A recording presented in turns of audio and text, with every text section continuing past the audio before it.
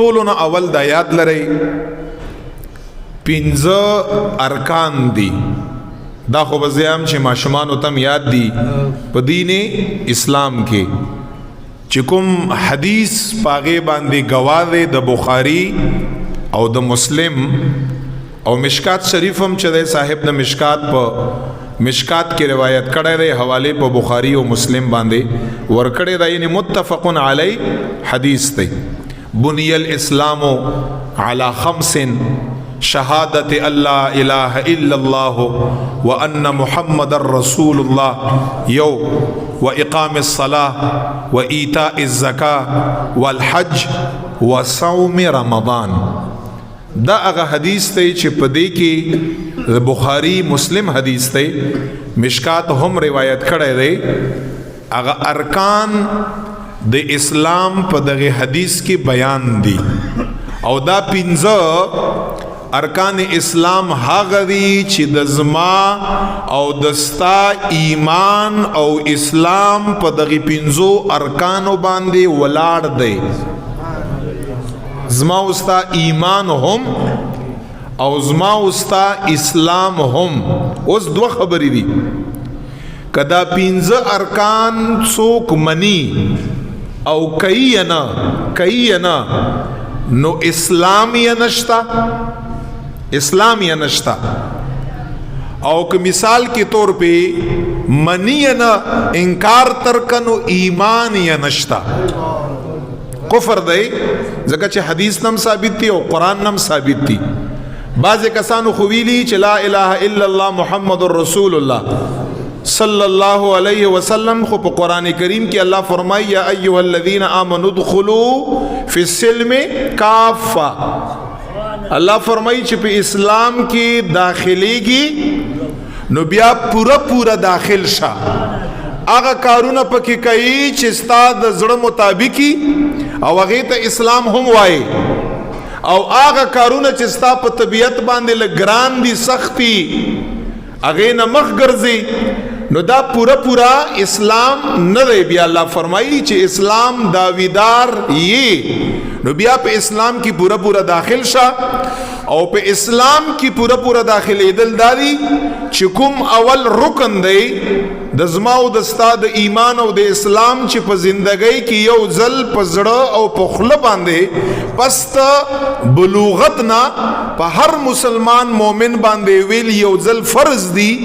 اول نمبر رکن دی او هغه دی گواہی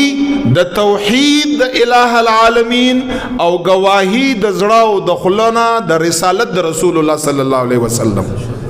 دا بکو او په دې باندې بیا ما او تعالی الله مرګ پورې ثابت قدم او ساتي چې هغه ته استقامت یو الله تعالی د په دې باندې مونږ او تاسو له بیا مرګ او خیره خاتمه راکا دا خو اول رکن دی دویم نمبر رکن د اسلام دی هغه د صاحبانو منز په حدیث کې اول نمبر اومدار غلې شهادت الله اله الا الله وان محمد رسول الله دا خو مونږ او تاسو الحمدلله ویلای دی بلکې ما او تا په روزانه بنیاد باندې الحمدلله وایو یا لګیایو خدای پاک مونږ له پاغه باندې استقامت راکا دویم نمبر دی منز منی بهم او کئی بهم او دریم نمبر چې زمونږ استاد موضوع او بیان دی د دین اسلام په ارکانو کې هغه دی زکات او دا زکات په دویم کال د هجرت باندې چې مدینه منوره ته رسول کریم آقا علیہ الصلوۃ والسلام هجرت وکړ منسخ په مکه مکرمه کې مخ کې د هجرت نا تقریبا 13 میاشتې یو نیم کال مخ کې په مسلمانانو باندې فرض شوی دی خو زکات د هجرت نه پس په دویم کال باندې په اولنی کال باندې نه په دویم کال باندې په مسلمانانو باندې د ټول مال سلوختمه عیسی ورکول د ټول مال سلوختمه عیسی نو یو کم سلوخت عیسی په خپل استعمال کرا ولاو دا یو اخیرنه چې کومه څلوېختمه حصہ دا الہ العالمین په نوم باندې فقیر غریب لور کړه اگر چې مال ټول تعالی الله درکړای دی خو تا ته وایي چې خیر دی دا یو کم څلوېښت حصې دا ستا شوی یو حصہ څلوېښتم زما په نوم باندې فقیر لور کړه ما ورته ضرورت نشته خو ستا مینه او محبت زه ګورم چې ما سره د څومره دی چې ور دې که ثواب هم تاله در کوم الله جل جلاله فرمایي دا زکات دویم کال د هجرت پس تمانځنه مخکې د روژې او د حج نه بیا پس رمضان کریم فرض شو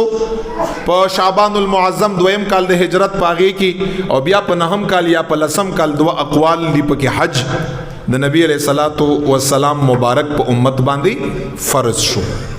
دینا چې کوم ارکان اسلام دی چې یو په هغې کې زکات هم دی یو یا نه منل دی یو یا نه ورکول دی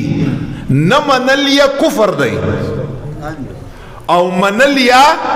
او ارکول یا نه دا په اکبر الکبائر کې راځي یو کبیره ګناه ده او یو د کبیره او کبیره هغه ته اکبر الکبائر ویل کېږي